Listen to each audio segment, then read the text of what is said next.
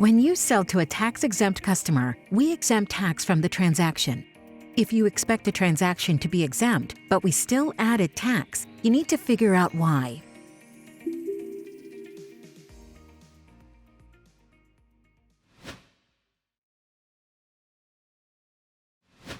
The steps to troubleshoot a transaction depend on if you manage your tax-exempt customers in your business application or in your Avalara account. If you use your Avalara account, watch our troubleshooting video on linking to exempt customers.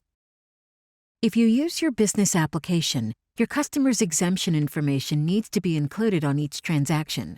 This video assumes you manage your exemptions this way. Let's go back to the example. Under Customer Info, we tell you if an entity use code was included on the transaction. If a customer exemption number was included on the transaction, it will appear in the blank space under the customer code. It's also possible to include exemption information on specific line items. Once again, you can see if an entity use code was included. If a customer exemption number was included, it will appear just below. In this example, there's no exemption information for the full transaction or for any of the line items.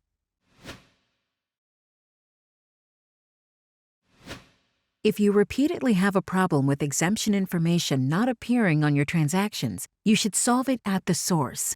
If you have an integration connecting your business application to Avalara, make sure it's properly configured to include exemption information on each transaction.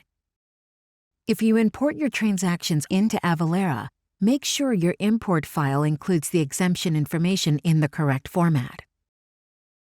You can also add exemption information to a transaction that's already in your Avalara account. To add an exemption to a specific line item, edit the line item. To add an exemption to the full transaction, edit the document details. You can exempt a transaction by adding an entity use code or by adding a customer exemption number. If you add both, we use the entity use code to determine if we should exempt tax from the transaction.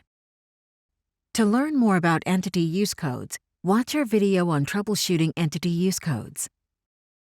When you add a customer exemption number to a transaction, we assume the number is valid and automatically exempt tax from the transaction.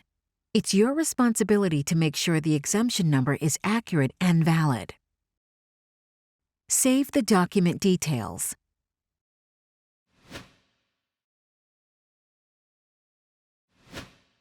The tax amount hasn't changed. That's because in order for the changes to take effect, you need to recalculate tax on the transaction. The tax amounts drop to zero, meaning the exemption is being applied to the transaction.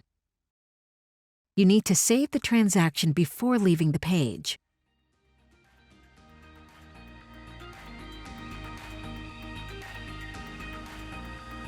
After you save, the exemption number appears under Customer Info.